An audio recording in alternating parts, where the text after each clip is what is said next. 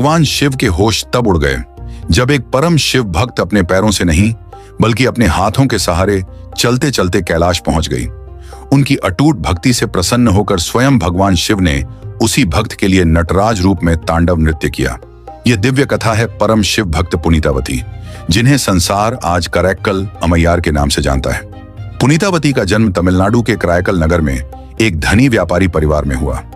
धन, वैभव और सुख सुविधाओं के बीच रहते हुए भी उनका मन हर क्षण केवल भगवान शिव की भक्ति में लीन रहता था। एक दिन पुनीतावती ने प्रेम और श्रद्धा से एक शैव तपस्वी को अपने पास मौजूद आम भेंट कर दिया।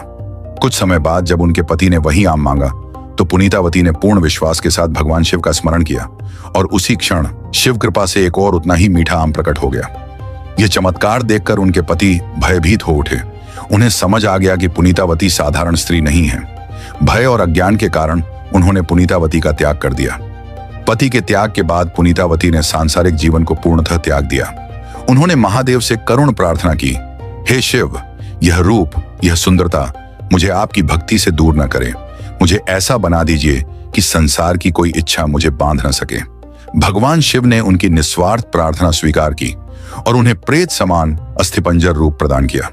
इसी दिव्य अवस्था में वे संसार में प्रसिद्ध हुई करैक्कल अमैयार के नाम से। शिव प्रेम में लीन अमैयार ने कैलाश पर्वत की यात्रा का संकल्प लिया। उनका विश्वास था कि पवित्र भूमि को पैरों से छूना उनके लिए अपमान होगा, इसलिए उन्होंने सिर के बल चलते हुए कैलाश की यात्रा की। उनकी इस चरम भक्ति को देखकर स्वयं भगवान शिव अत्यंत प्रसन्न हुए और उन्होंने उन्हें स्नेहपूर्वक मां कहकर पुकारा।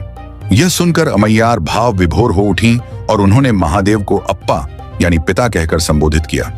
भगवान शिव ने उन्हें वरदान दिया कि वे जन्म मरण के बंधन से मुक्त होकर सदैव उनके आनंदमय नटराज तांडव का दर्शन करती रहें।